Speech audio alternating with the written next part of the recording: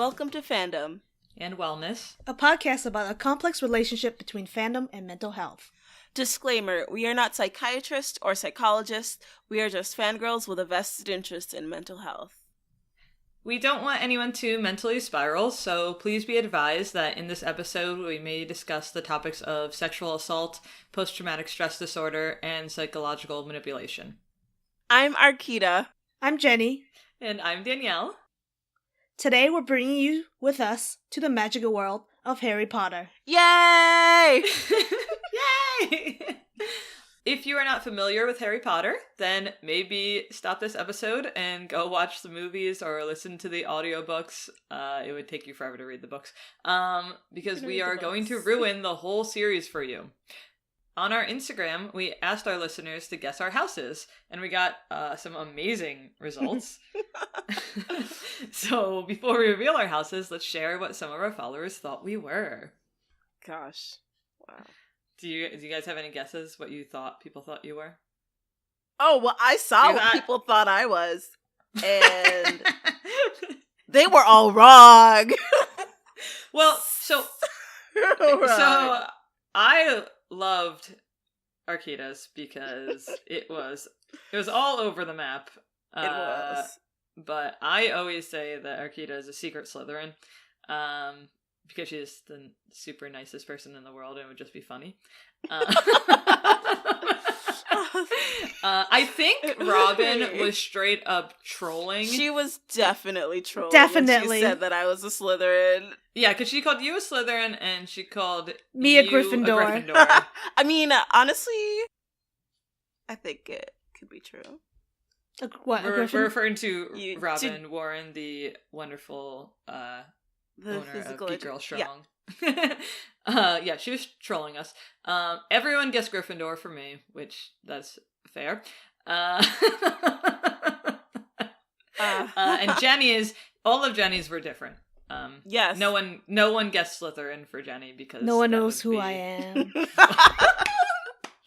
I have my thoughts on the house you are, but I'll wait. Can we all guess each other's house? Oh wait, we all know each other's houses already, damn it. Can we guess the houses we all got? Oh yes. So okay. I finally actually took the Pottermore quiz after marathoning the podcast Fantastic Beasts with Brizzy Voices and Tessa Netting. And my house changed from what I thought it was, and so I was freaking out a lot. And I insisted Arkeida and Jenny take it, because I took both the Pottermore website one, and then I took the one that asks every single question from the Pottermore site and tells you the breakdown of the percentages as well. And I got the same house for both. So okay, yeah. And then Arkeida freaked out as well. Yeah, I got the house that I would have never wanted to be in, essentially. And That's I feel interesting. so bad saying it because so many of my friends are in this house. And I feel like I'm insulting them when I say that. Okay, I'm guessing you got Slytherin. It's not that. What? Is it Gryffindor? Yeah. Fine. Why? Well, I know you have a lot of Slytherin friends. I also have a ton of Gryffindor friends. Gryffindor Right. Sagittarius friends, to be specific. But Robin and Elaine are both Gryffindors. And Eileen. And Rachel. Yes. And also, Yes. There's several. There's several. But you hate them, is what you're saying. That's not what I'm saying. I didn't mean to. That's the house that I got changed to, which I'm still a little salty about that. Okay, and have you accepted it? No. Right. No, no, I have not. The Sorting Hat does take into account the house you want to be, and I will forever be a Ravenclaw. I took the test. When was the first time I took the test? Years ago, when it was like the old one on Pottermore. That was like ridiculously long, and that was the house that sorted me into. And then even reading the books and reading about the traits and characteristics of Ravenclaw, I was like, I know this is the house for me. Those Gryffindors are a little too wild. So being sorted and being one of them is like, oh yeah. I'm feeling kind of like Scorpius. Okay, well, Jenny, do you want to go next, or should I say mine? Well, I thought I was a Hufflepuff. Okay. And you are a Hufflepuff. Don't even at me with this. Rose said it best. There was never a more puff. I kind of want to hear what you have to say. Well, what do you think? I honestly think you're a Slytherin. That's so funny. Okay. Pottermore did. You're the two nicest humans I've ever met in my entire life. Which is why it's funny to picture you both as secret Slytherins. But to be fair, not that Slytherins aren't nice. My husband's a Slytherin. I just, you know what I mean? Yeah, I have one Slytherin friend, so I know exactly how they feel. What? No. I get along best with Slytherins, but I was on Pottermore. It did sort me into Slytherin, but like you don't accept Gryffindor, I don't accept that as well. No, you're the most puff person I have ever met. But I did get Ravenclaw for the one with the percentages, which I see a little bit because I think I'm a little. So you've gotten 3 different houses. Yes, not Gryffindor though. Never ever in my entire life. Oh my gosh. Yeah, when I took the percentages one, Hufflepuff was like the last one or barely even there for me. Also, now I have 3 Pottermore accounts because I had to take the quiz several times. Yeah. And I was a little salty because all my other like emails are now Gryffindor, and I'm like, no. Okay, well, I am truly disappointed because I got resorted. Okay. And when I heard that you got resorted, I was like, oh my god, did you get resorted into the same house? And can we change the name of this podcast to the Puffcast? Oh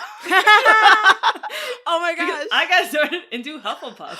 Oh my god, that's so nice. Sweet. And I'm not surprised. Yeah, I was like, you know, midlife crisis shocked for a second because I was like, no, I'm very in your face, and I not think of myself as a Gryffindor. I'm very like be that way. Well, so I just always think of myself as like very like not to call Gryffindors obnoxious, but obnoxious. Are you calling my alter ego obnoxious? Because that's all it is now.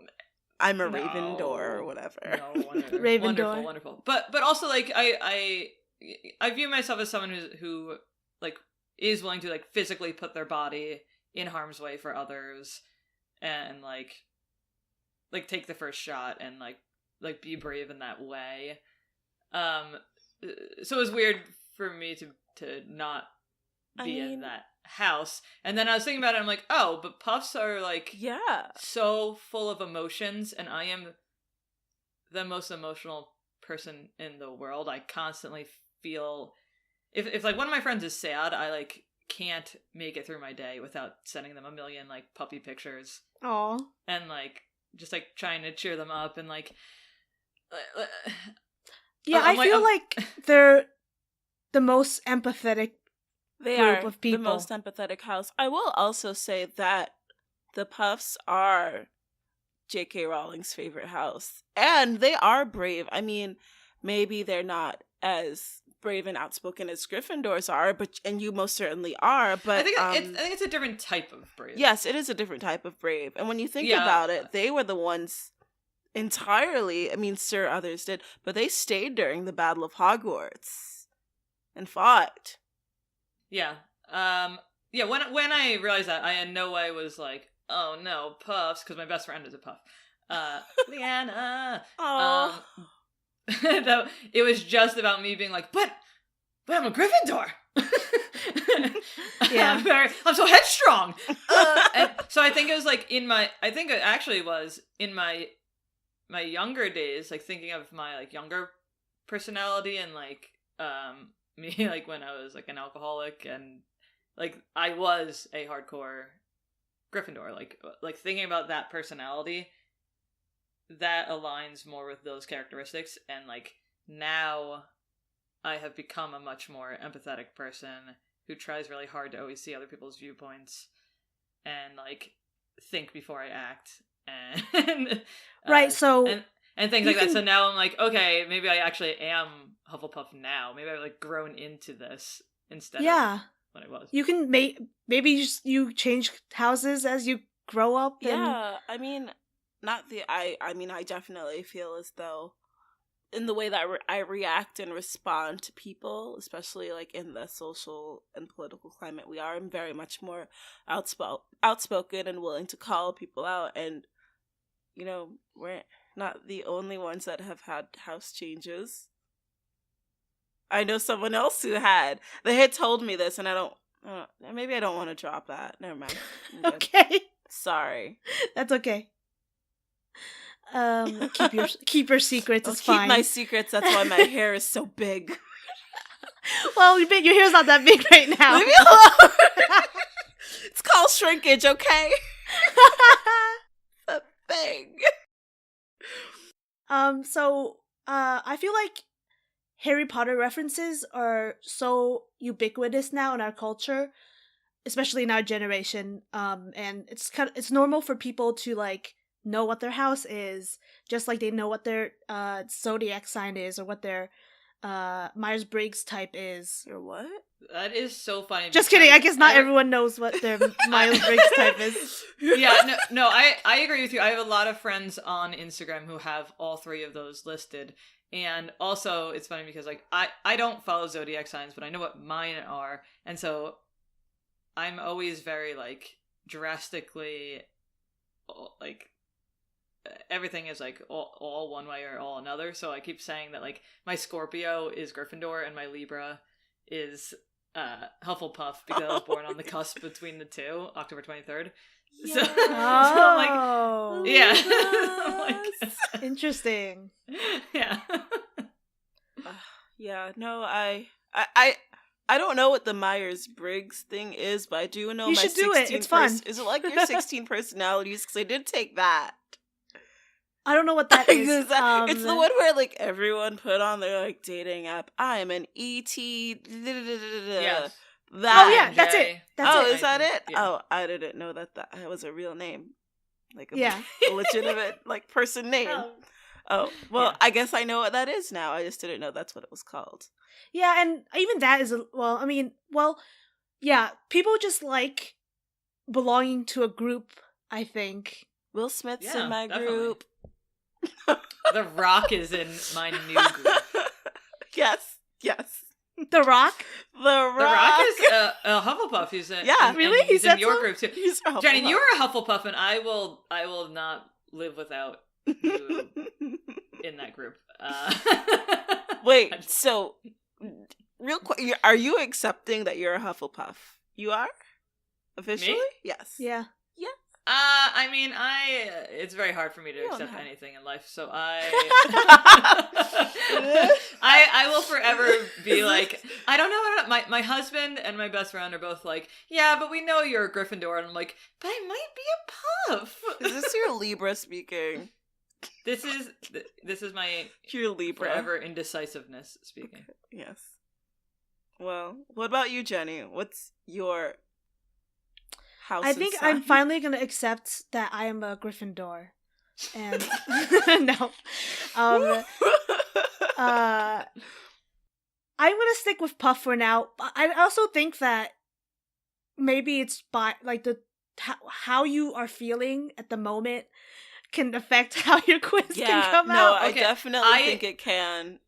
I agree with that, except my Hufflepuff was like over 20 to 25% above everything else. Yeah. Look, you're a Hufflepuff. Just accept it. And I'm like, oh No, shit! but I do agree because anytime I've taken it, I don't know what happened. Maybe something happened in the last 6 months, but anytime I've taken it last year or before any of this, I was always a Ravenclaw, and then all of a sudden I was a Gryffindor. But then I took it one day, and it was like a day that I was feeling like extra ambitious or whatever, and I got Slytherin, and I was like, you know whoa. what? You and I have been talking so much more over the past like year because we weren't really like friends before that. So maybe like my Gryffindor attributes have like rubbed off on you. Yes, to become more Gryffindor too. maybe. I'd say that. I'd say that. Because we talk like every day now. Yes. So this is what happens when you hang out with Gryffindors. So we've talked about who we are, who we believe we are, and who we've accepted we are. Maybe. Sorry. Check back in next week. No, I love the puffs, okay? Yes. Yes. Let's talk about how our houses kind of relate to our mental health. Being a Ravenclaw, especially in high school, there's this connotation that being a Ravenclaw automatically means that you're just smart. And when you think about Ravenclaws, their three biggest attributes are creativity, wisdom, and what's the last one? Shoot, I'm forgetting the last one already. Am I really a Ravenclaw? But yeah. Sorry. But for me, I fell more on the creative aspect than the academic aspect of being a Ravenclaw, and it's totally okay if you don't necessarily fit that mold of what your house is, because when you think about it, Ravenclaw had both Luna Lovegood and Cho Chang, and they both had very polarizing ways of thinking and handling situations. But for me, in terms of being a creative person and dealing with anxiety and depression and valuing my self-worth on how much product or how much I can design in a day or how much I can get done in a day, creativity-wise, because it's not like anything I do is based on numbers.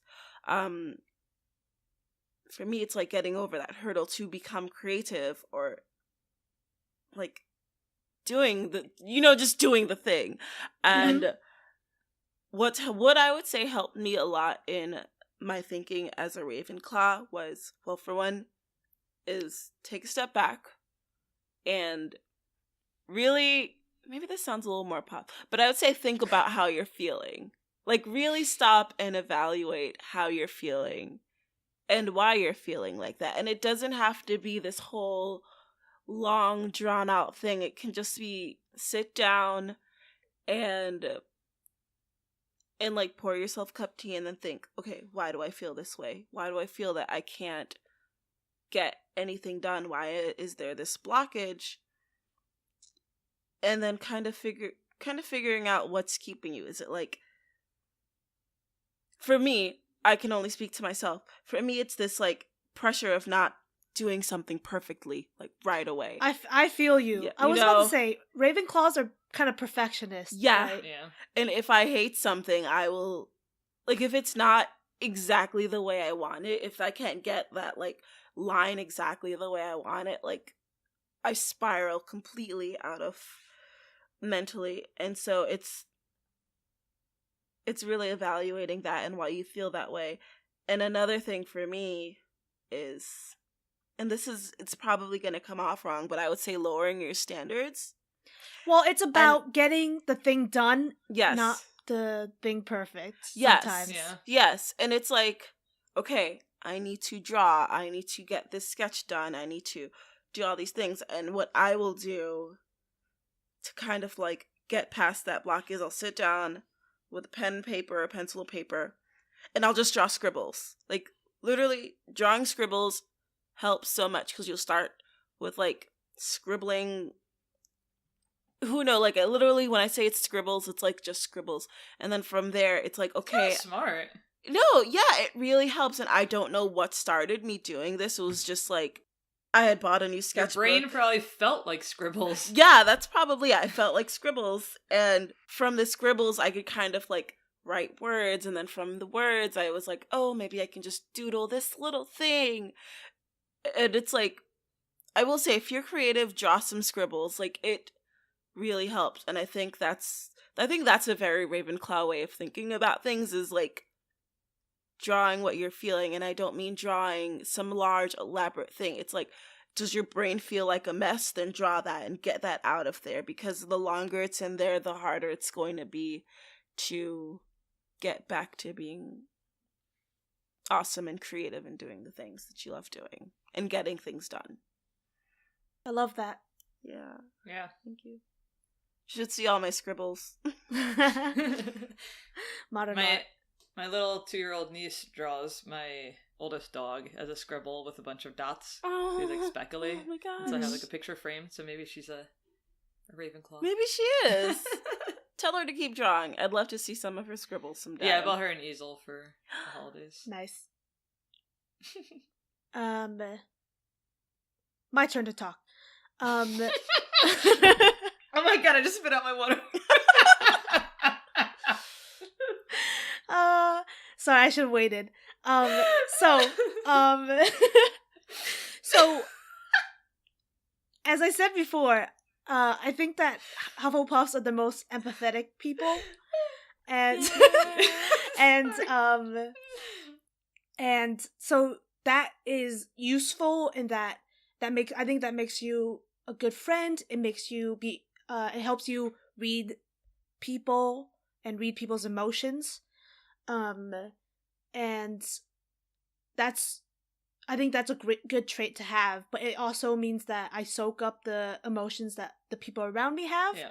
So it's I can get emotional when someone else is being emotional, and yeah. I know, me too. yeah.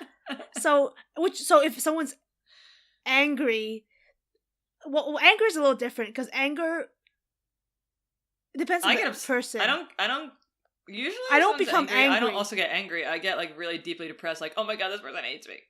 Exactly, anger is different because it gets targeted almost towards you. It feels like it's targeted towards you, even if they're not angry at you. They could be angry at their work situation, and it's still a little aggressive, is in my opinion. Yeah, no, it's like the way it's coming off. You're kind of reading into it, even though it's not directed at you. You kind of feel as though, like, that's the way your brain is perceiving it. Yeah. So I think that self-care is definitely super important in terms of recharging yourself, making sure you're not in situations that you don't need to be in, honestly. With friends, it's different because you want to be there and you want to help them. But honestly, I don't have a solution. I would say, and I saw this online for you, Jenny, is setting boundaries, because while yes, you want to be there for your friend, it's important for your friend to understand that your emotional energy and time is also of value to you. Like, when I'm hanging out with friends, I'll ask them, like, hey, can I talk to you about something? It's really heavy. And it's like, if they can't deal with that right now, then, I should respect that and come back to them when they are. Because say you're dealing with something that's like, and it's hard to say that because they're your friend and you want to share that and they should want to too, but they could also be dealing with a lot of things, and mentally, right, they're not in a place where they can handle anything else. And it's like setting those boundaries to understand, like, hey, I don't have the mental energy for anything very heavy right now. And I think that's like a good boundary to set.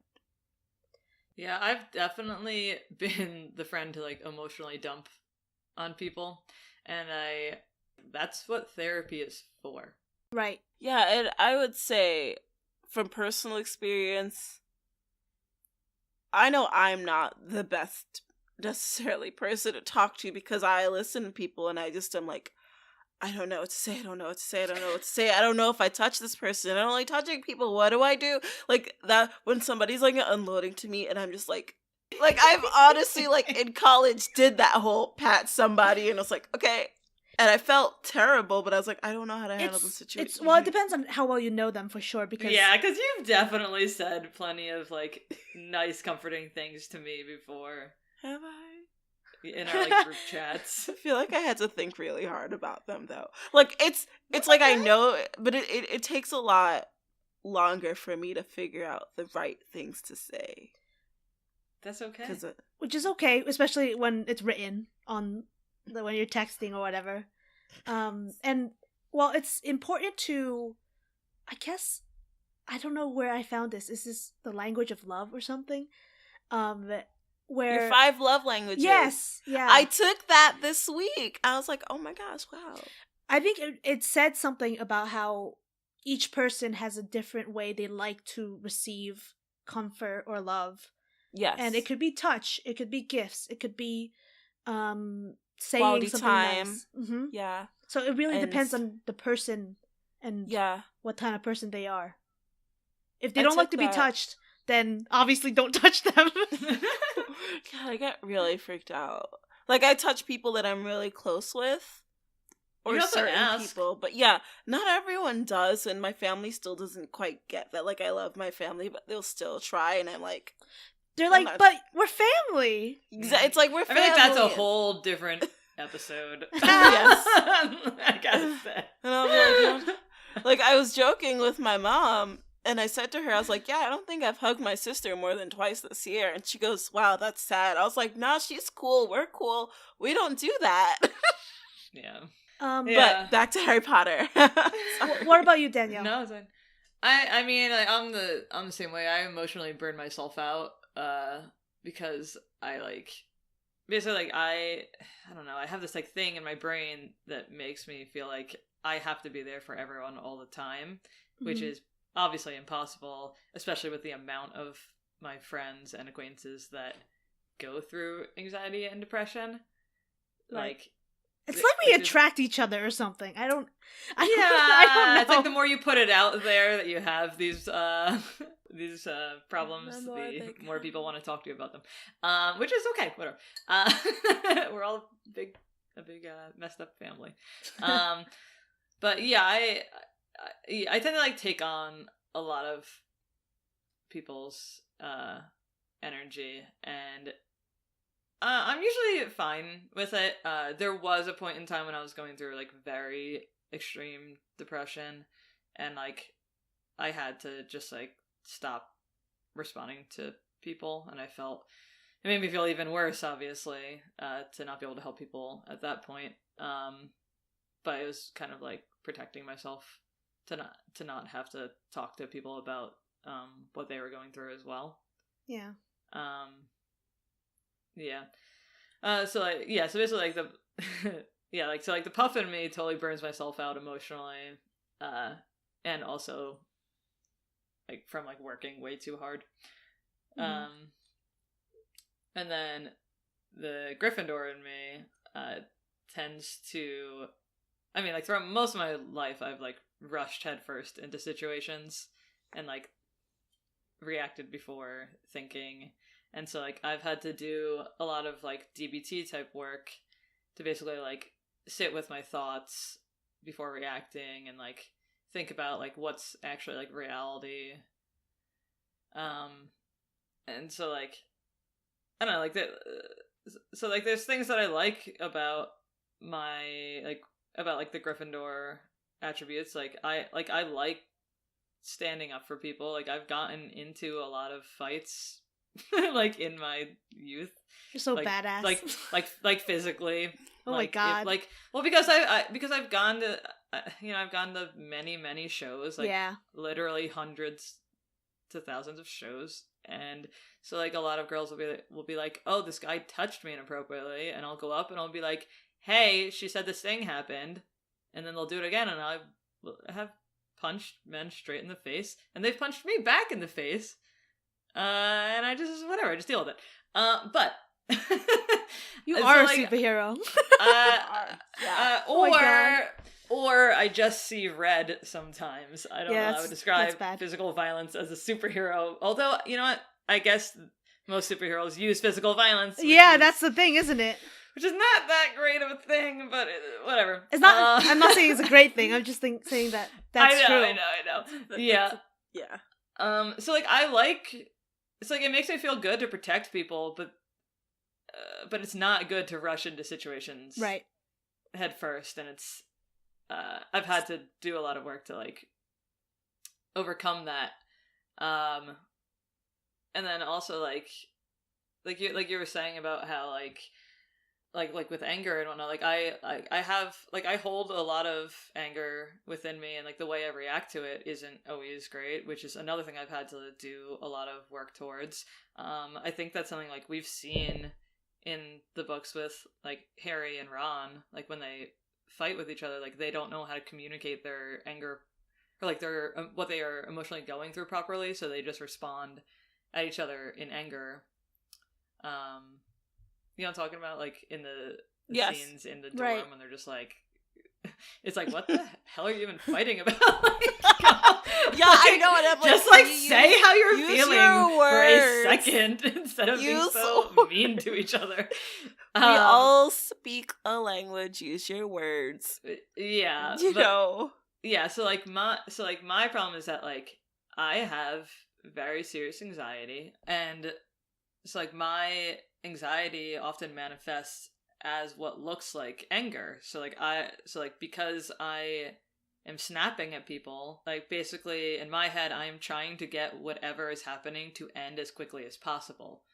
So I just respond like, stop it, or like, what, you know, whatever. And so that just sounds immediately angry, obviously, right? Mm-hmm.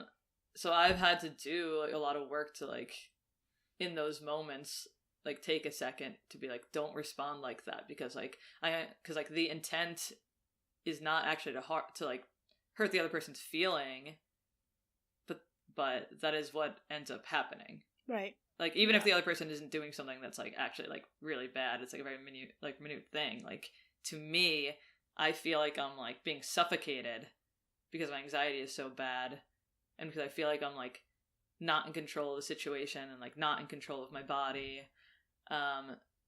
Just from someone like, I don't know, like standing against me or something, or like, like, just like, like if I have like things set up on a table, people like moving things like all around, and like, I don't know, it's not just things that really are not serious by any means and really do not warrant that type of reaction. Right. But because like I've had like a lot of sexual trauma, and I have not been in control of my body during those scenarios.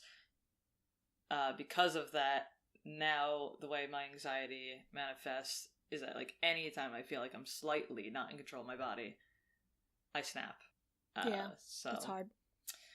Yeah, it's very frustrating. It's something I've had to do a lot of work towards. Obviously being sober helps. Definitely. That. Yeah. But I do feel like, you know, just like the quick to anger and stuff can be kind of like a Gryffindor trait. Right. Just from you know, rushing in head first and not fully thinking about what you want to say first. Yeah. And like, did this person mean to hurt me? No, they didn't really mean to hurt me. It's just like what happened. Yeah. But it's definitely good that you're working on it. Yeah, and then like I'm like a huge fan of apologizing. I wish more people were. I apologize maybe like more than is necessary. Like my apologies are like very long and like I don't know. I because I have like such a deep fear of my friends just like all abandoning me and being like, oh no, I hate you now. Even if like a second before they're like, no, I love you. In my head, it's like, I totally understand. I understand. It's like it's inevitable that they will decide that they are going to hate me one day. It's like the only option.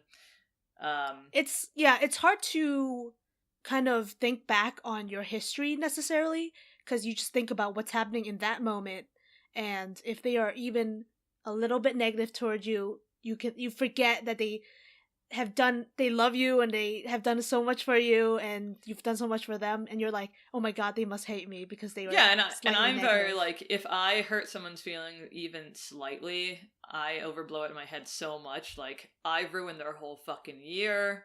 Like I am like a total monster. I cannot believe I acted this way. Like how can I make them like understand that I do appreciate them and I love them? And so like I just like really like overblow my apologies, I think. And it's like like if you look at it rationally, it's like, okay, like in actuality, if you just like apologize to someone and recognize that you did hurt them, even if you don't mean to, and like most people are not going to end their friendship with you. No, it's just that like brains are bullies. Yeah. So, I don't know, but the puff in me has too many emotions, so. I feel you. And the Ravenclaw in me is emotionless. No, that's not good.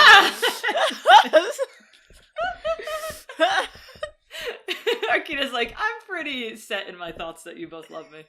No, I'm not. I feel like I'm emotionless and everyone is like, I don't understand why anyone hangs out with me. Because they're like, this girl is weird and creepy. I mean, it's true, but I still hang. I'm just kidding. You missaid the best. This girl's the best. Do you guys want to move on to talking about our favorite movie/book? Yeah, that's what I wanted to talk about. I talked a lot, so now I want to talk less. So Yeah, I have lots of opinions on my favorite book, and it's been my favorite book since it came out. Like, it's not wavered at all. Good. And I've reread it, and it's like, nope, still it. Well, then I'm gonna go first because mine is the shortest answer. Okay. So, as you guys and like anyone who's like on my Facebook and stuff know, I only read Harry Potter last year as an audiobook. And I just like, I marathoned them while working, which was great because I was able to do it super quickly. And I just like live reacted on Facebook. I just like I want to say live tweeted, but it's not tweet if you're like typing statuses. It's whatever. Like, yeah, so I just like live typed out like my reactions to everything. Mm-hmm. And it was really funny to see like how everyone who like grew up with it as a kid was reacting to because you these see things. Like we've already experienced this like well over a decade ago, and it's like this pure new feeling that you're like, oh my gosh, you're experiencing this for the first time, and it's like you're thinking back, I remember how I felt when I read it for the first time. It brought back those memories, and I think that's what it was like seeing you reading them for the first time. Yeah, that's the general consensus that I... Oh, is it? Yeah. That's how I felt. I was like, everyone was like, oh, how cute. What a noob. I wouldn't say you were a noob, but it definitely was I mean, I would. I just read them for the first time last year. And then I saw like the first movie like many years ago, but my husband bought all the movies maybe a couple months ago. And we watched all of them. He's been a lifelong Harry Potter fan and like has like first printing books and was in a wizard rock band. And which what? Is, like, yeah, he was in like a wizard rock band. I can't remember what their name was, but there's a Slytherin rock band. Oh my gosh. Amazing. We'll have to have him come. Oh my god. You know, I can picture this. Like, I'm looking in my mind and I'm like, I see it all happening. But because of all this, because I marathoned them, I don't know which book is which. They're all one giant book to me. How did that happen? Because I just like went straight. I just marathoned them straight through in like a very short period of time. And I was just like, okay, so like when I think of them, I'm just like, yes, this giant like 1,000-hour long. Oh my god! Wait. Book. Okay, even though you can't remember all of the books individually, was there like a favorite scene or section that you really enjoyed? I mean, yes, many of them. Okay. I thought I was me. Will you share one with us at least? One? I mean, share. It sounds like you're embarrassed to tell us what your favorite scenes are. Yeah, I kind of. No, it's well. There's more that like I. So I really like. So I really like predicting things, and I actually somehow avoided most spoilers. Did you know that Dumbledore died? Okay, yes, I know Dumbledore died. I heard that Harry Potter died, so I was very confused that he didn't die. I mean, that kind of did. You know what I mean. Yeah. Yeah. Astral planed it a little bit. Yeah. Yep. I was really upset because I found out one of the twins died the day before I listened to it. Yeah, that sucks. Oh no! Yeah, I avoided that spoiler all the way until then, and I was like, "What the fuck?" No, that one wrecked me. Actually, that yeah, that was a rough one for me. I mean, it's easier for me to say the scenes that upset me than the scenes that I really loved. Even though I just like loved it as a whole. Okay, I would say, but like, I mean, the scene that upset me the most was when Hermione had to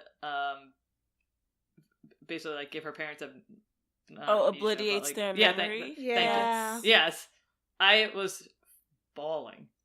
I was like, well, this is the saddest thing in the world. That was very heartbreaking.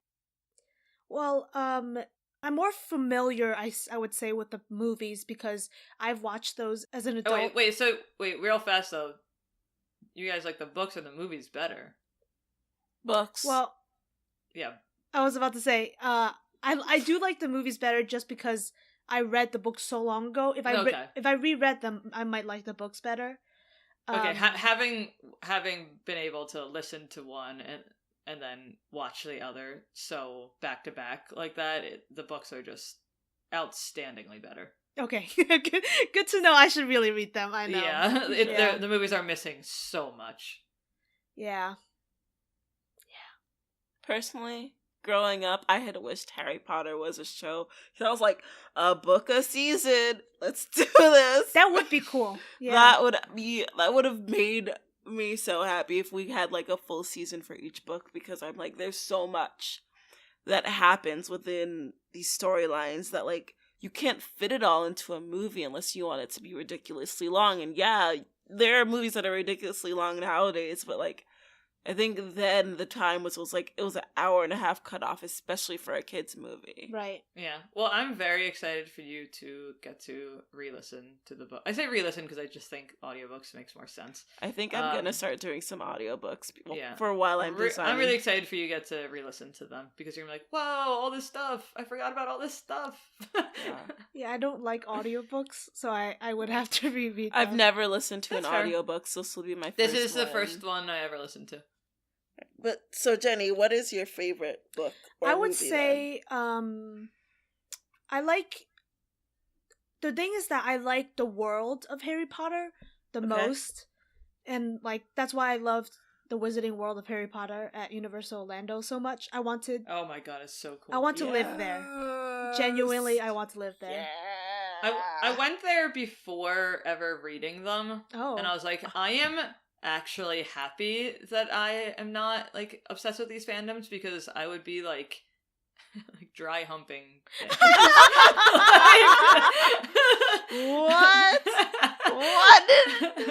Where did we just take this? Oh my god, it's beautiful. It is beautiful. It's beautiful. Yes, it is. I brought my my booth queens on a Little Petal business trip there after MegaCon. And so I just sat there drinking pumpkin juice while they got their wands and were running around all happy. Yeah, pumpkin juice there is really good. Oh my god. Yeah, that's the amusement park for adults, kids too. But who cares about them? I can't wait to go back and more adults. I like it. Yeah, but if I had to choose a favorite movie, I guess I really like I like the fourth one because it's like an adventure movie. I guess. I just really like the Triwizard Cup. What was it called? Oh, yeah. The Triwizard Tournament. Yeah, I just really like the Triwizard Tournament a lot. Yeah. Because it's, no, it's it was fun. Really cool. It's just really fun. And I just love kids fighting dragons. Yes. No, that's bad. That's dangerous. One of the movies is, like, darker than the rest. I think they all started getting very darker at the fourth one. Like, I think that was one. Okay, yeah. The 5th and 6th and 7th and 8th? Wait. Part 7 was in 2 movies, right? Yes, it was. Yeah. They were all, I couldn't see a single thing. They were so dark. Oh my gosh. Yes. What about you, Arkeida? I have 2. Okay. But one is more of an emotion. Well, no, they're both very emotional, actually. So for me, my favorite book and movie is the third one. And that's A Prisoner of Azkaban. And I loved that one so much because you dealt with, like, time turn. Well, first of all, I loved it because at the time I was like... That's really cool. I was a kid in school. I think I was like 12 or 13 because I was just a year below them. And I was real upset that I didn't go to Hogwarts. I'm so salty about that. But it was at a time where I was like really obsessed with my academics before I knew I liked art. And all I wanted was to have Hermione's time turner and take as many classes. Like, that was literally what I wanted. Everyone's like, why would you want a time turner to do that? And I'm like, do you know how much stuff I could learn? Like, I literally, I remember it to this day. I was like, I could learn American history and watercolor at the same time. Okay? What can you do? I don't know that I've ever seen you so, like, jazzed on something. It's time turner! All the education! I wish I currently had that for, like, my small business.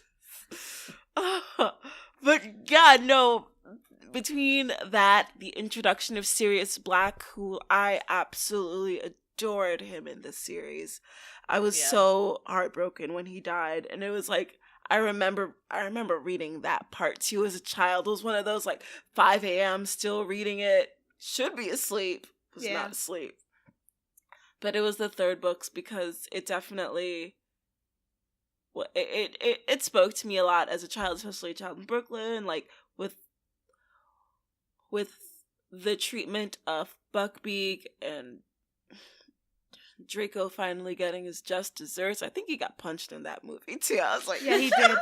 He definitely got punched. I was like, ooh, you kind of deserved it. Sorry. Let's turn back time so that it can happen again. Yeah, let's turn back to. I rewound that when I was watching it. I was like, ooh, but you deserved it. I know you're like 13 and annoying, but no, I would definitely say it was that one. That's my favorite, and for so many reasons.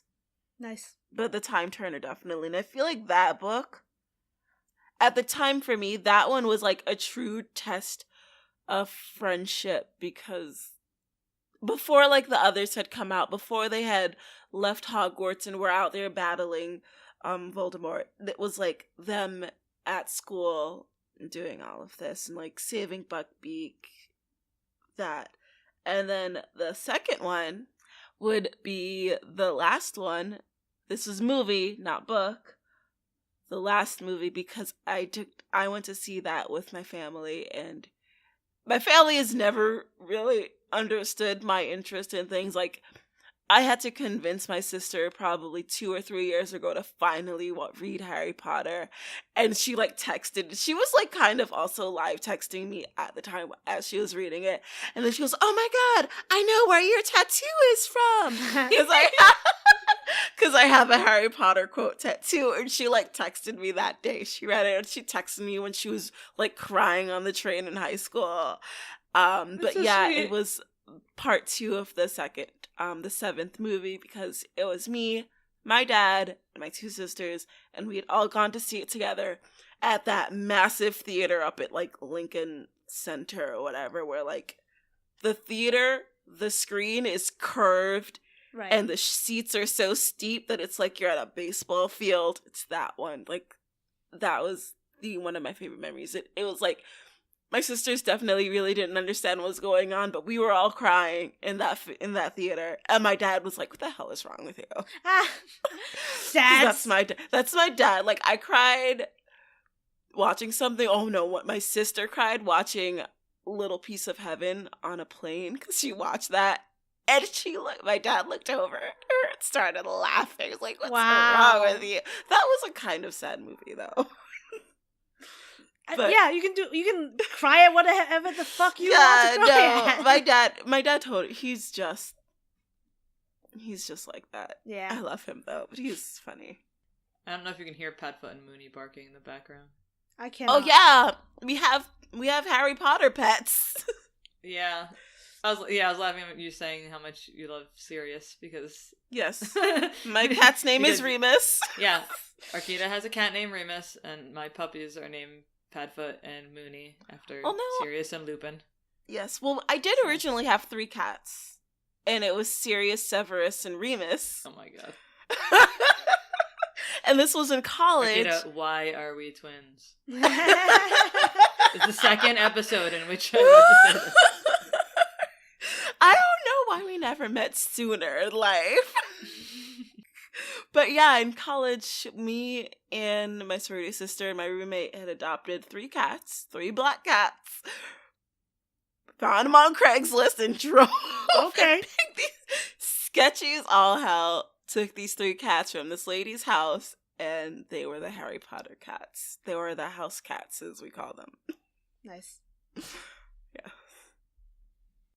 Yeah, my dogs have different house collars on. Oh my gosh.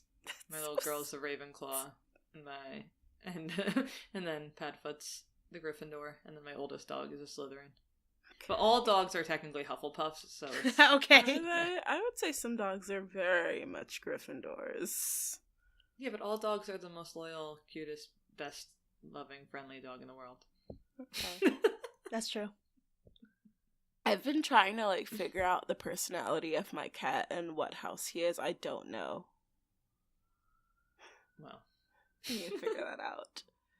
But do you guys want to talk about what the fandom means to you now? yeah.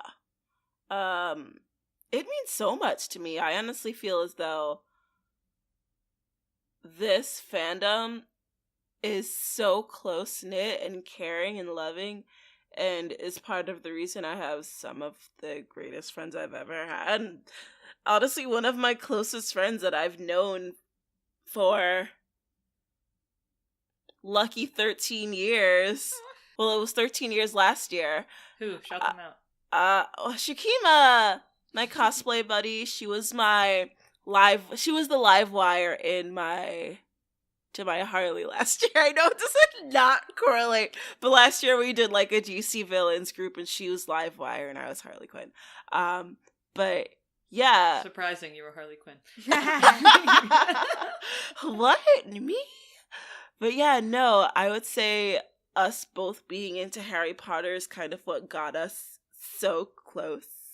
And me taking her to her first convention, and us she was a few years ago we had did a Harry Potter, a Hogwarts Clueless mashup. That's so good. That's my favorite mashup I've ever seen. And I'm she she was the only Hufflepuff, and she was Ty. And I was like, yes, rolling with the homies. She was the Ty to our Alicia Silverstone, and the other one. The other problematic. But yeah, no, I and outside of that, having met Che and Eileen and knowing Robin and knowing that Harry Potter is one of the things that ties us together, really, it means a lot to me because we're able to I would say it means a lot to me because I took pole with Robin at Geek Girl Strong, and she said that Jealous. Amazing. I do want to go back soon. You definitely should. And she has different teaching styles for different houses, and she was like, for Ravenclaws, so smart. I have to break everything down and be like, this is why you're learning this, and this is why you're doing this. Because honestly, as she's doing things, I'll be like, so why do I need to do that? And let me see what you're doing with your foot. And let me see all of these things.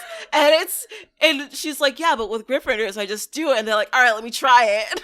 Yeah, I'm a Gryffindor when I work out with her. She was like, okay, we're going to do handstands now against the wall. Does anyone want to volunteer? And I was like, I'll do it. I've never done one. I'll do it. Like, calm down. Yeah, I'm like, break this all the way down to the science. I need the science. She's so smart. I love she her. is. She is. She's also when I finally did my Harry Potter or my transformation dresses, I was like, okay, the only thing I know for a fact is that Robin needs to be my Gryffindor, or I don't even want to make them. Yes. No, I see those photos, and I'm like, yeah, this is big Gryffindor energy right here. Yeah, she was so good during the shoot. Yeah, it was so fun. But yeah, I definitely say like being part of the fandom and being a Ravenclaw. Jenny, what does the fandom mean to you? It's like I said, I love the world of Harry Potter the most. So it's just fun to experience and talk about Harry Potter with people, and like the fandom, like you said, is great. It's like I said before, it's ubiquitous. Did I say it right? I don't know. And I don't know what word you're trying to say. Oh. I don't know that word. Honestly, I just don't even know that word. I know what you're trying to say, but I don't know that word. It's like it covers. It's like everywhere, and it's always in the background, and that's just what it is to me. Everyone relates to it. Everyone loves it. It's encompassing. And if they don't, I don't know. Yeah. Yeah, like, I always wanted to love it. I just, like, I mean, I know I've spoken to you guys about it before, but, like, I only recently watched them because, like, all of my customers are obviously obsessed with Harry Potter, and all of my vendor friends and cosplay friends, and all my oh, really? Are they? And all of my non what I would call geeky friends. Everyone loves everyone loves Harry Potter. Yeah. And so, like, I always felt like I was, like, missing out on this awesome thing. But, like, we all have, like, that thing that reminds us of, like, an ex or just, like, an unfortunate relationship, whether it be, like, platonic or romantic, that we just, like, don't want to invest in because it will be ruined for us. And, like, and Harry Potter was that thing for me. Like, so the person I was with longest in my life, for, like, many years was raping me.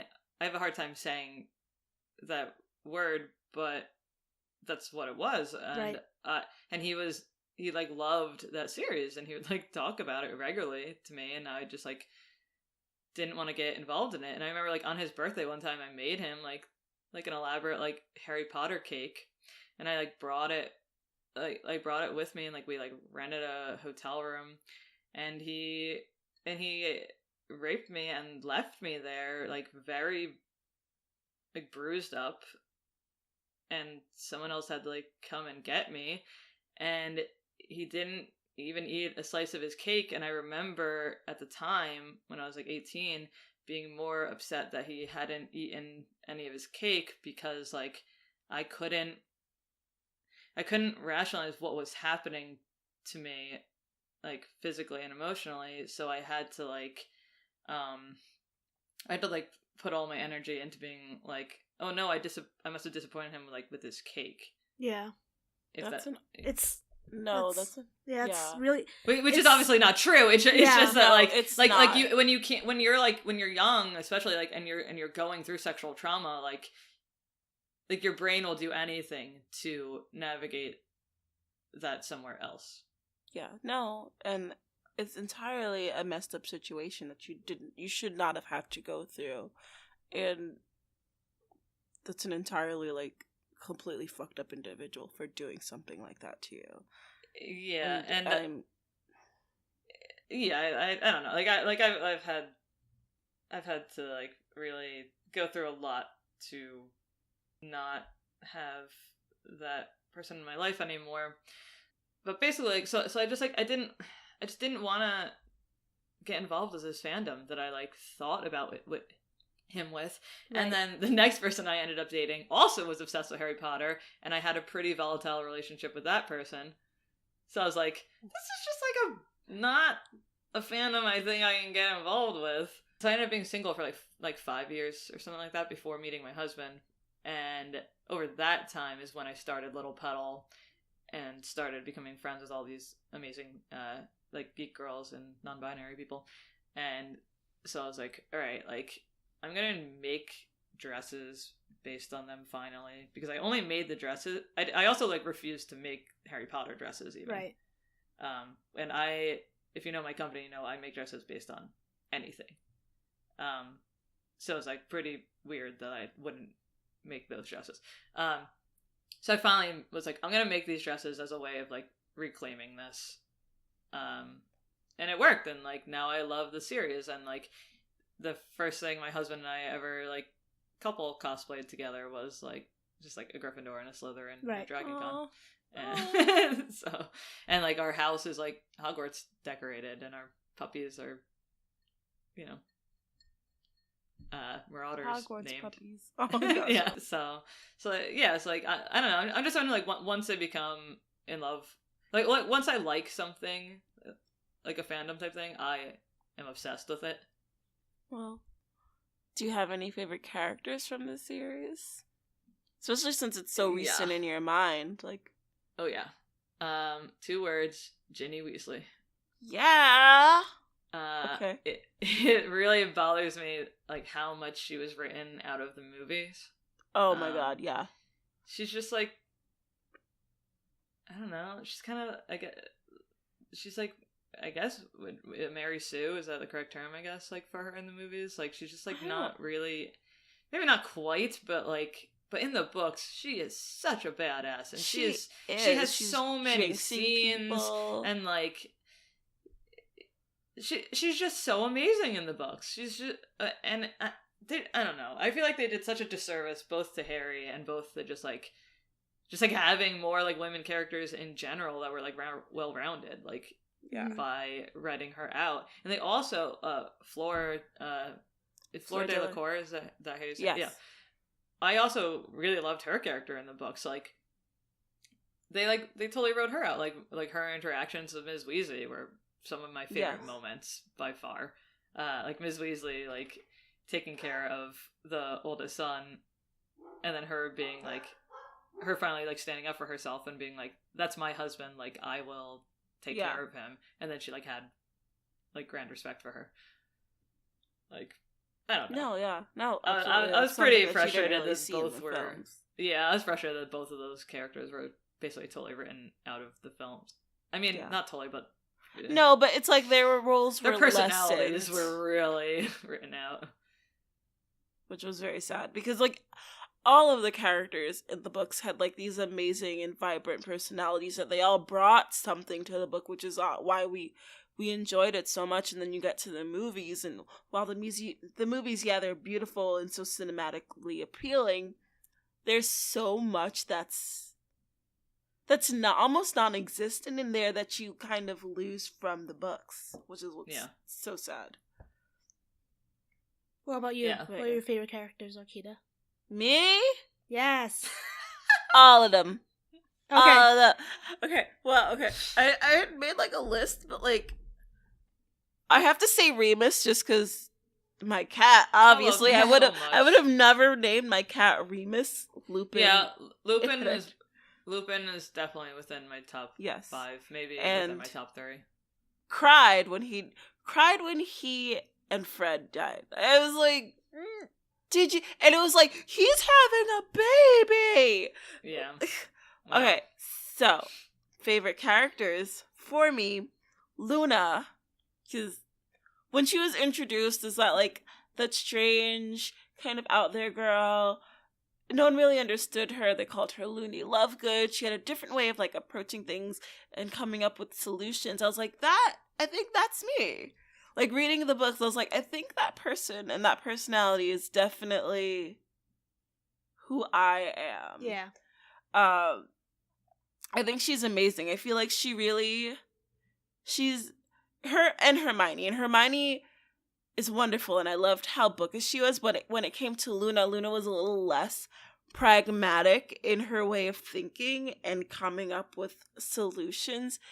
And she's like, for her, it was like, oh, this is so simple. Why don't we do it this way? Whereas Hermione was like, buy the books. And then like Hermione, I loved her for that, because I will say that me as a child, especially when she got that time turner and she was like, buy the books, doing all the books, that was absolutely me. But also Luna was me, and like her quirky mannerisms and like the things she did, how she spoke, her interests, her support and love for her father, because I will go down to this day to my grave and say I am a daddy's girl. Don't mean that awkwardly sexually, because I don't understand why Daddy became we did not sexual. Think that you did. I'm so sorry. But I am, and I feel like Luna's father has this unconditional love for her, and she does with him. And I that relationship that they have, I loved it. I love Luna. Like, she is hands down one of my favorites, if not my favorite character in the series. Like, I love Hermione. I also love Ron. He's a sweet guy. He's a sweetheart. He needs to use his words better, but he is actually. There's a lot of times when I was like straight up mad at Ron. Yes. But then I'm like, all right, like. But they are kids and they're young. Yes, exactly. But I think as I got older and like reread it and like I was like, all right. As a kid, I was like, yeah, Ron, you be angry, but now I'm like, Ron, use your words. Yeah. And then lastly is Angelina, because I feel like she does not get enough credit as she does. I don't and know also, who that is. She's George's wife. So she was the one that was dating Fred before he died. She was also a chaser, for the Quidditch team. And I'm still a little frustrated because when I went to Wizarding World last year, they did not have her wand, and I wanted it so badly. And they had no black people wands at the Wizarding World. They did not have Dean Thomas, and they did not have hers. But they had Seamus Finnegan's, and I'm like, who's he? I mean, we all know who he is. But I was like, who the hell is Seamus Finnegan in comparison to Dean Thomas? Let's talk about the characters that kind of, like, had a lot to do with the mental impact it had on Harry and a lot of the other characters. Do you have anything to like say about them, Danielle? So again, like I've only read the book once, the series, and so like, I mean, I think it's important to talk about the Dursleys and their like, treatment of Harry, because I think that it definitely, like, without meaning to diagnose him, I think what, like, they probably gave him like PTSD from like keeping him, like making him like live under a staircase in a closet. My house has one of those, and we call it the Harry Potter closet. Not suitable for living in. No, I wouldn't imagine so.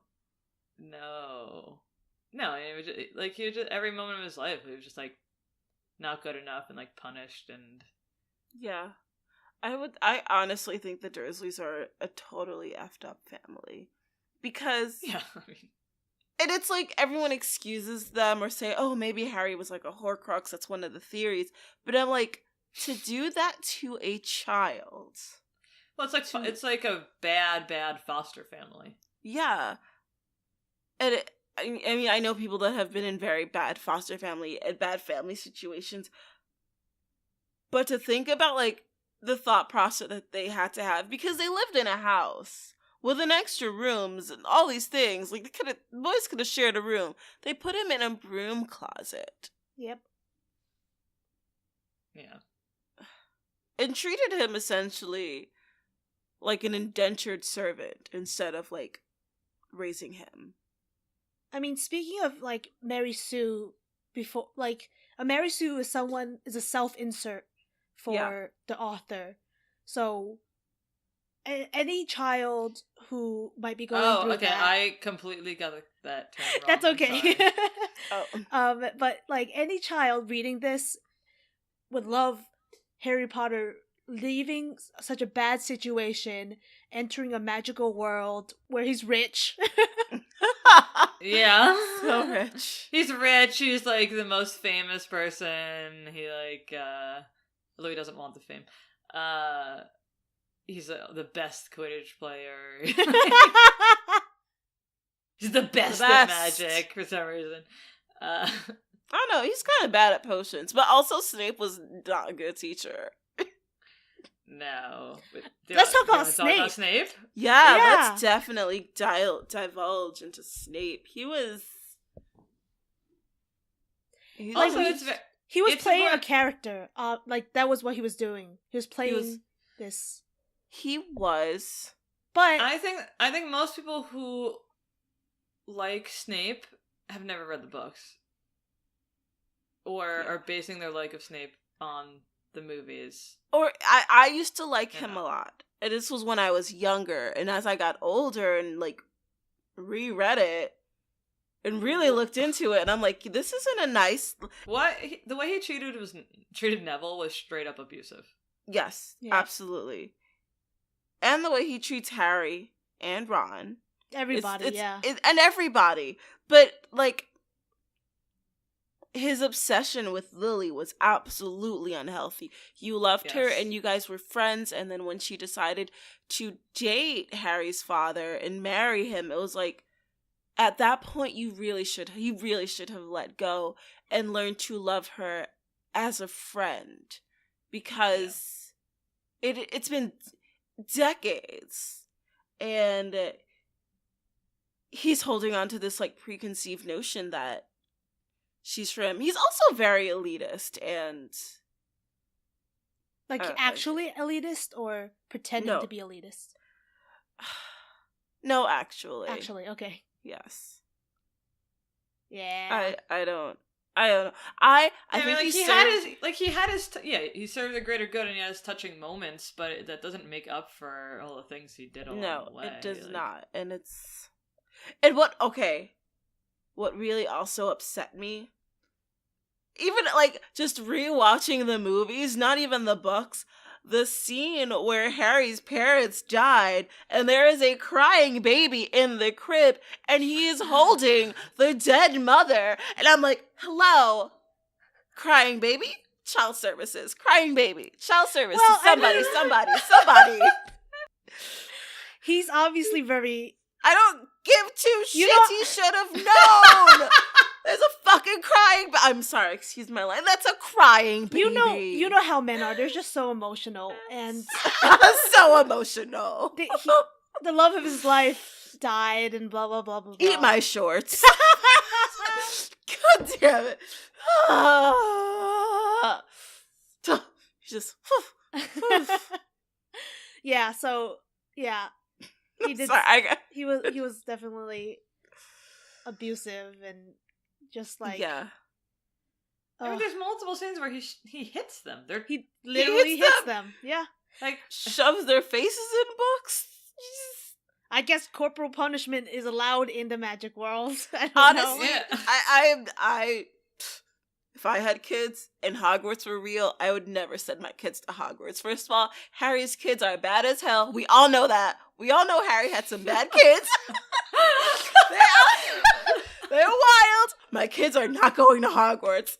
Or Ilvermorny, they're not going there either. I'm sending them to the one in Africa, or the one in South America, or the one in Japan. Any of them. Not those two. I wouldn't even, especially if Harry's kids were there, I'd be like, I'm sorry. I don't listen to any rules. Exactly. I'm like, Harry, if it were just Ginny's kids, I'd be like, Ginny, I know your kids are like, but I'm like, no, you married Harry, so like. Do you know who my father is? Yeah, and I'd be like, we're good. Are they Draco's kids? Draco's kids too.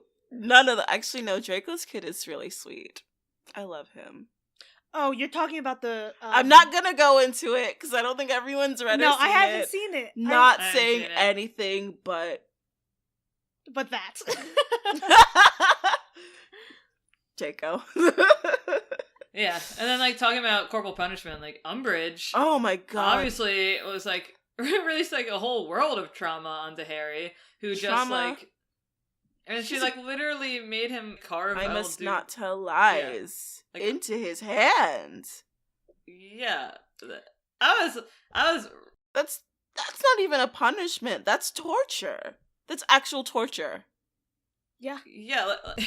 I was, like, very, like, stunned listening. It's disturbing. To that. Yeah, like, and he, you know, and he just, like, because of how much trauma he's been through in his life, he doesn't tell his friends or anyone. I guess, like, because Hermione sees it because he thinks he has to handle everything on his own. Yeah, Hermione has to constantly remind him, like, you're not on your own anymore. Yeah. Oh gosh, Hermione. as you said that, I thought about that scene. It still brings tears to my eyes, no matter how many times like I see it, especially on screen. The scene where Bellatrix is torturing Hermione and writes mudblood on her arm. That was fucked up. I still get chills from it. It hurts me so much because in my experience, in my reading of the book, she's a black child, a black woman. And when that happened, yes, it totally, there's that artwork. There's so many artworks that go around as Hermione's a black girl. It's like, yeah, yes, she is. We've accepted it. I'm totally happy that the cursed child has a black Hermione now, because it's like, we've been waiting for this for 20 years. Yeah. But we've been waiting to have more than, 3 black characters in all of Harry Potter. Very minor. Oh, one was, what are you talking about? One was replaced by a white person. Yeah. Lavender Brown is... Well, there was that, one random black person in Voldemort's giant army. Was there? Did I miss that? Yes. I was watching it. I was like, what is that guy doing it like that? Like, this is if you're gonna put a token person, come on, Biggie Rowling. Gosh. Yeah, no, but in that moment when Bellatrix writes mudblood on Hermione's arm, I feel like that was a reminder of what it is like to be black in this society. That's how I took it as an adult. Reading it as a child, I did not read that deep into it, but as an adult and seeing it and reading it, I was like, wow, that's...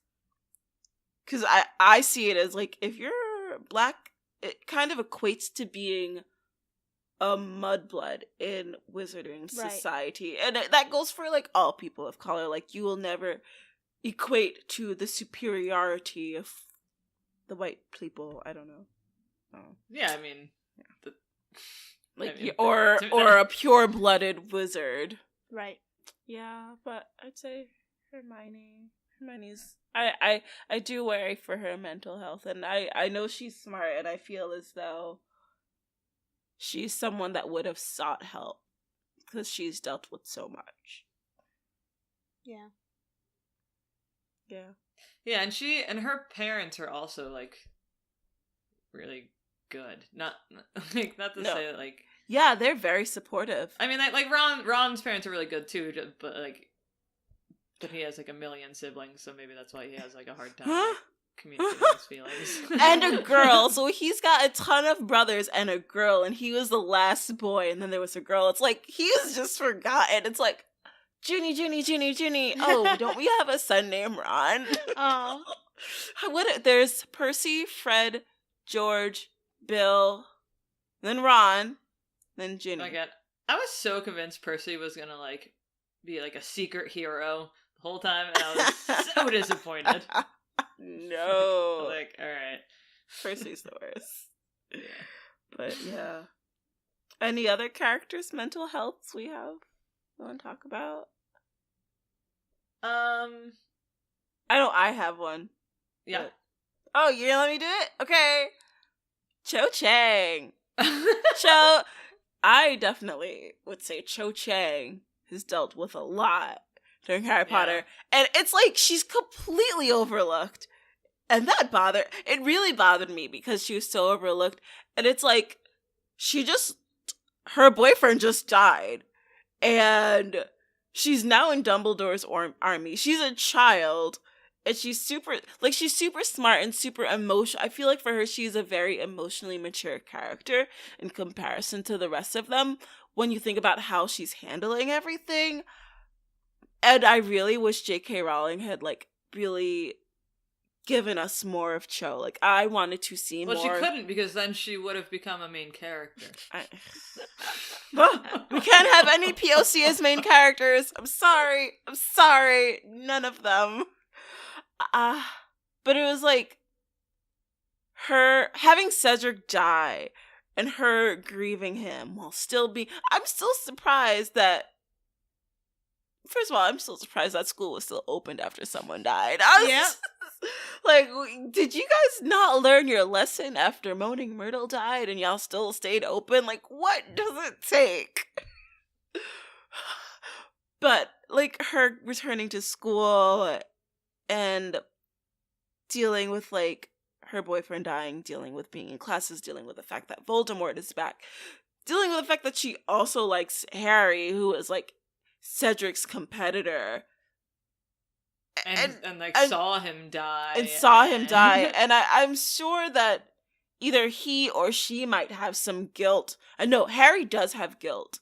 When it comes to Cedric dying, he does feel that it is his fault. That's something that's been confirmed. But how does, like, I've always wanted to know, like, how does Cho feel about this? Like, what is there? And I'm really hoping that in the coming years we get something. I don't know. Anything. We're not gonna, but okay. Yeah. I can be hopeful. Okay. But no, I really would say Cho, because I think she's really cool, amazing, and badass, and like, she was the book smart Ravenclaw that I really wanted to be, but I was really the not book smart Ravenclaw. Oh yeah, Cho Chang. Cool. Do you want to talk about Draco or the Malfoys at all? Only Malfoy that I care about. Only one I care about is Narcissa. Okay. Girl is amazing. Girl's badass. She can get it. I love Narcissa. She is my favorite Malfoy and possibly favorite Slytherin within the universe, not within my friend group. I love all my Slytherin friends. Why? Tell us. Why Tell us why you have very strong feelings. I have very strong feelings about Narcissa. Oh my god, do I? She is what unwavering motherly love looks like. I mean, she might seem very cold and stoic, but at the end of the day, she loved Draco and wanted nothing but the best for him. That she put her life at risk by doing the unbreakable vow with Snape, because she wanted to make sure that Draco survived and stayed alive, because she knew that what Draco was doing was not right, and he didn't really have a choice because of his father's ties with Lord Voldemort, and thus Draco having to be tied with it. And Narcissa's just like now a part of this family, even though like I'm sure Narcissa, like, all she really wanted to do was just like have a seemingly normal life and love her kids, and now she's like in the middle of this war, so all she can really do is be as protective as a mother as she can, and that's what she does with Draco. And I love her for that. Like, love her for that, because the unbreakable vow is, if you break it, you die, and it's like, I don't think there's any coming back from that. It's like, she loves him so much that she would literally die for her son. Yeah. And that's why I love her. Yeah, she's sweet. Yeah, and then she lies about Harry being dead. Alive or yes. dead. Yes. Way you want to look at that. Well, that too. That too. She's down for it. She'll be able to get Draco out. Right. She'll do anything for her son. So do we feel bad for Draco? Because like, I feel like all of these children, teenagers, whatever, are like being manipulated throughout this whole movie, book, series. He was kind of a puppet. Sorry, everyone, again. He was kind of a puppet, right? He was a bit of a puppet in all of this, and I would say I blame his father for getting him involved in this life. Even though, I'm gonna say this word. I hate saying this word. Lucius Malfoy is a daddy.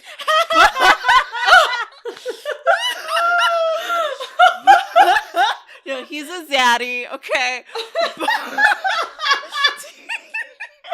Damn. He is a terrible father. He does not know what the hell he is just messing shit up left and right. And it's like, dude, get over it. Like, do you really want Lord Voldemort back? Like, what do you think is going to happen? The world is going to end. Do you think you're going to survive this? Do you really? I feel like all these children are fighting these adults' war. Yes. For a better life. Yeah. Ugh. I also just, like, as much as I love the book, I think it's, like, creepy that all of these adults are so obsessed with a literal child, Harry Potter. That is so... Yeah, no, it is. They're it's like... like... like, Voldemort is like, your magic isn't as strong as mine. And I'm like, you are, like, an ancient wizard, and he is a literal child. Why would his magic be as good as yours? To kill a baby. He has no training. Why would his magic be as good as yours? That prophecy. Stop believing psychics, man. But I, when talking about the series with my husband, like, he basically was like, well, because the books came out, like, as our generation aged, it felt believable to us that Harry Potter would be able to take on this wizard. Yeah, because it felt like you were felt like you were taking on this wizard type of thing. For sure. Yeah.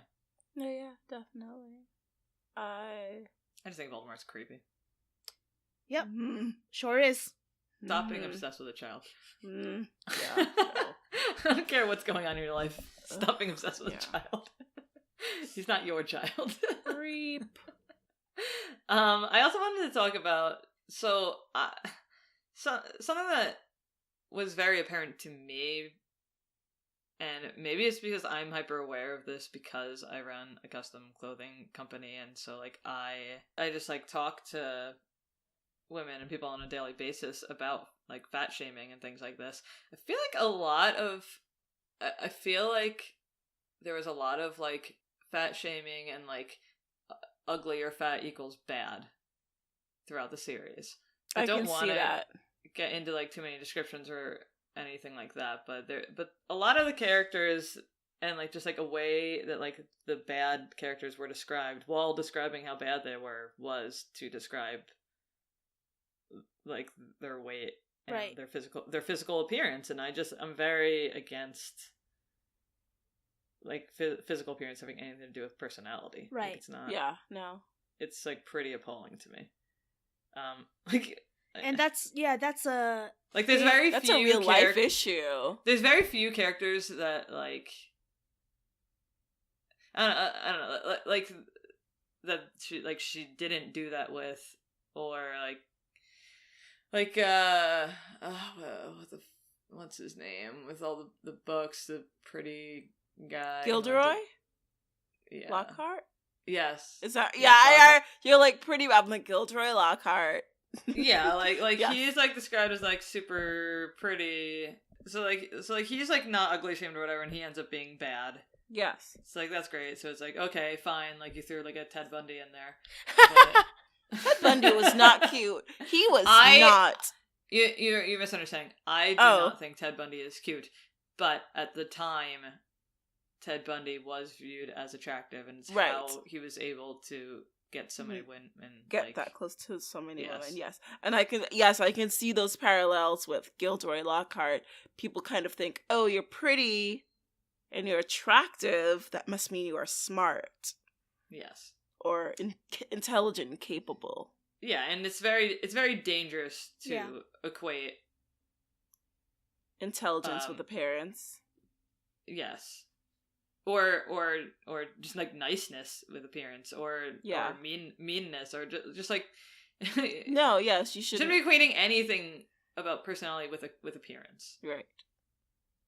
Yeah, like you said, it's very dangerous, and for kids, it is. If you just read that and watch that and hear that over and over again, it's just normal. And part of me was like, I don't understand how anyone who is like maybe like overweight could even enjoy this series. But then I was thinking, because like they don't really have an option. Like also they're used to it. This is what they have. Like they're used to it, and like this is what they have. Just like how we've said, there's like almost no people of color in the book. There's not that many diverse body types in the book either, unless they're bad. Yeah, unless they're bad. Yes. Yeah. No. I will say I have a funny story about appearances, and it's not to say anything about anyone's appearance, but while I was in London, I did the Harry Potter walking tour, Of course you did. Yes. And I cried a couple of times, okay?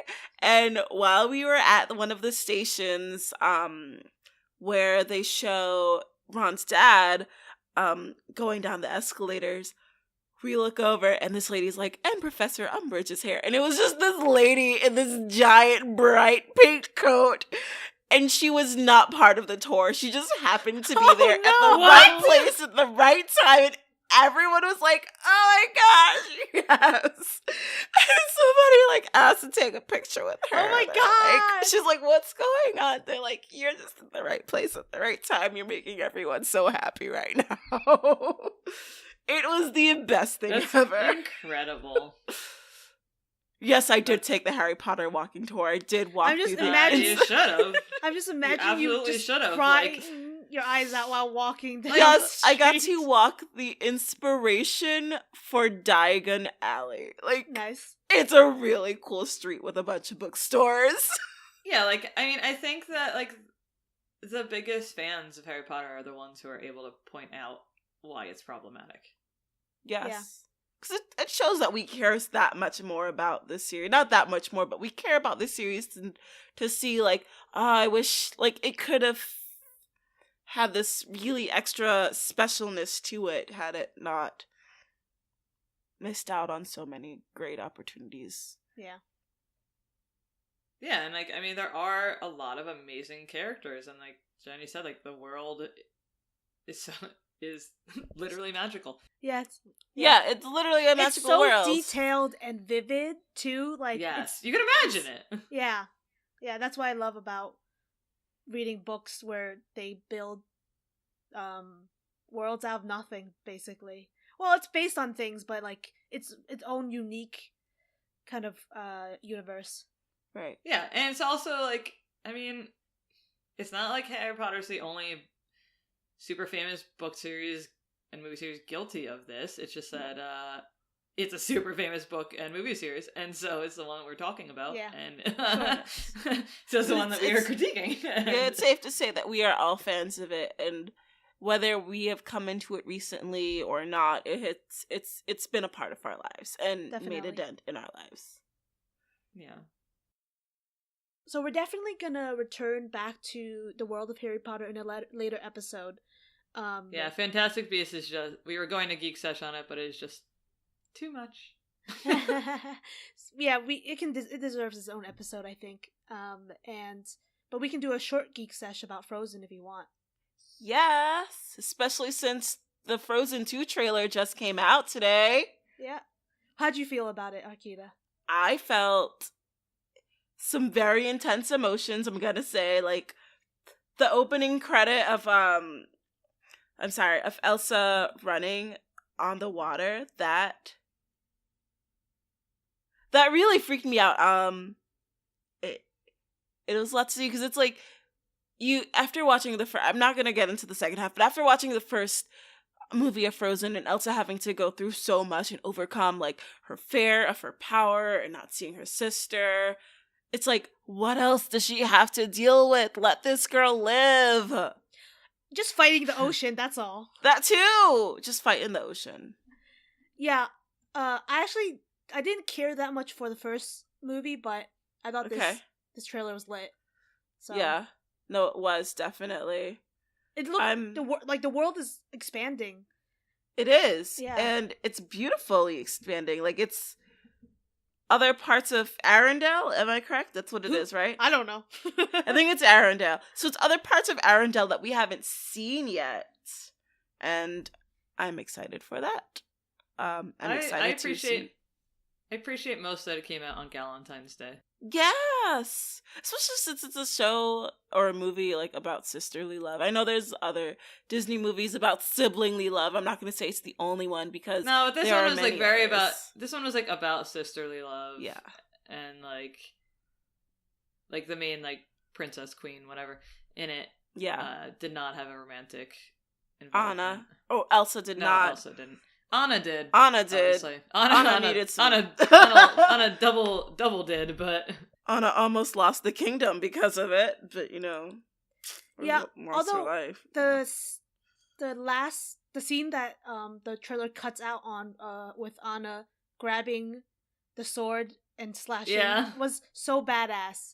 Yeah, I like that. Because I think in a normal Disney movie, I would expect her to just hide behind him or something. Yeah. But she's like, I see a problem. I'm about to fight Yeah, it. I feel like Anna's grown a lot as a character. And I'm really looking forward to more Anna development. Because at this point, I'm just like, let Elsa live. Yeah, I love Anna. She's so sweet. She's so adorable. I can't stand it.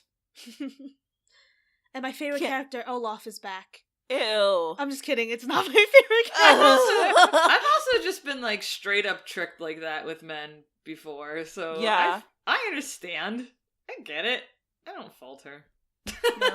No, I realize you can, because it's like you think of him, like when you picture, she's only lived in this fairy tale life and she does not know what it means to encounter a man and be like, you can't just marry a guy after a day. And here he comes, like this Prince Charming. And of course, like if I were in her position, I totally would believe it too. I'd be like, yes, marry me. I personally think it's less that you can't marry someone after a day and more that like she doesn't understand that people are that manipulative. Yeah. Because you can marry someone after a day, whatever. Okay. But like, if they're actually a good person, right. if they prove themselves to be a good, like that other, like, I'm sorry, I can't remember. Kristoff. Sven? Kristoff, yes. Sven is like, the moose. Kristoff, like, is actually a good person, and they could have gotten married after a day. Yeah, but, definitely like, could have. But I think that she just, like, was so naive that she just, like, didn't know that people were that manipulative out there in the world. She was a little naive, yeah. She was. Sheltered. I'm glad. I'm really hoping to see her I think grow. I think more like desperate for love and affection. That's true. Yes, because she but does also not sheltered, get I feel from like. her Sure, sister. yeah, okay, and sure, sheltered. sure, Yeah, definitely. yeah, definitely sheltered. I'm sorry. Maybe Literally, not. Yeah, maybe not. sheltered. She was very sheltered. She didn't have that much human contact outside of like you're right. The servants within the house. She never saw her sister. It's a lot. Yeah. So I mean, like if you've never been in a relationship, and then like to me like that, like he actually like reminds me of like the person I was talking about earlier in the episode, because like I had never been in a relationship and I felt so like intoxicated with this person, and then like when I realized, oh, they're like, this is how manipulative they are, like it's like so deceiving, but you still feel like this odd like love for them, because you're like no, like this is the love person that I met. This is like they're telling me that they feel this way about me, so this is what I believe about them. Yeah. I love, like, I had purposely not watched Frozen because of all of the hype around it, and I was like, I'm never gonna watch this movie. That, specifically with that voice. And then, never gonna happen. And then one day I was like on a plane, I was like, you know what? Let me just do it. Bad idea. Because I was bawling my eyes out. Guy next to me is like, what's wrong with this girl? You know what they say about watching movies on planes? You're more emotional. Are we? That's what I've heard. Are Something we? about the altitude. Something. Maybe altitude. Maybe I made it up. Maybe I guess I am always on a plane. Yeah. So I'm gonna look that up because I cried several times on a plane watching movies. But I definitely cried watching Frozen. Though. Yeah, I definitely did cry. It was something that I would say it definitely lived up to the hype. Some people overhyped it, but it was such a beautiful film that I really enjoyed it, and I was expecting to hate this movie, and I did. So. I watched it with my sister while I was taking care of her during her cancer treatments, so I liked it. Yeah. Siblings. Sisters. Yeah. I have 2. Sister. I've got 4. Sisters? Yeah. I have 2 sisters and 2 brothers. I have 4 sisters and 1 Y'all brother. have big families, man. Yeah. Yeah. No, don't want any more. I know it's not really my choice to make whether my parents have more kids. I don't want any more. Your parents are young enough to still have kids? No. Okay. Damn. I hope not. I mean, my dad still can. I don't think. So anyway, let's end the show. Okay. Yeah. Okay, so... Oh, wait, I'm sorry. Wait, real fast, I just want to say, so we're recording this on Galentine's Day, which is super lovely to me to get to spend this time with two of my favorite people in the world. And also, we just had such a wonderful review or write-up come out from Geek and Sundry, so just wanted to say thank you to them for that. They called us superheroes in it, and they gave Arkeida an origin story, and they called Jenny the Oracle. You are the Oracle for us. Yeah, so that was just like such a wonderful thing to wake up to. Definitely. Today. So thank you so much. It made me smile. Thank you, Carol, for interviewing us. Yes. Yeah, it was an amazing interview, honestly, and I've fun. never been interviewed before, so except for jobs. I thought this was very personal and an interpersonal interview that I felt very comfortable in. And thank you for sharing. Yes.